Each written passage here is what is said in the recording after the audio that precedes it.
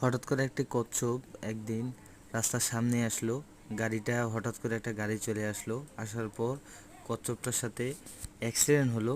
হওয়ার পরে কচ্ছপটা রক্তাক্ত হয়ে রাস্তার পাশে পড়ে রইল। একটি বিলাই দৌড়ে এসে তাকে বাঁচানোর জন্য আসলো। এসে তাকে তার পিঠের মধ্যে করে নিয়ে তার বাসায় গেল। বাসায় যাওয়ার পর তাকে সেবা যত্ন করলো। করার পরে সমুদ্র তীরে আসলো কিছু টাইম একসাথে স্পেন্ড করার জন্য। আসার পরে কচ্ছপটাকে বিদায় দিয়ে দিল তার বাসায় চলে যাওয়ার জন্য। সেই কচ্ছপটা মনের সুখে তার বাসায় চলে আসলো। আসার পর হঠাৎ করে একদিন বৃষ্টির মধ্যে বিড়ালটা রাস্তার পাশে খাবার খুঁজতে খুঁজতে বেড়াচ্ছে। হঠাৎ করে সে খাবার খুঁজতে গিয়ে পড়ে গেল সমুদ্রের পানিতে। তারপরে সেই কচ্ছপ বন্ধুটা তাকে পিঠের মধ্যে করে নিয়ে এসে জমিনের মধ্যে আবার নামাই দিল।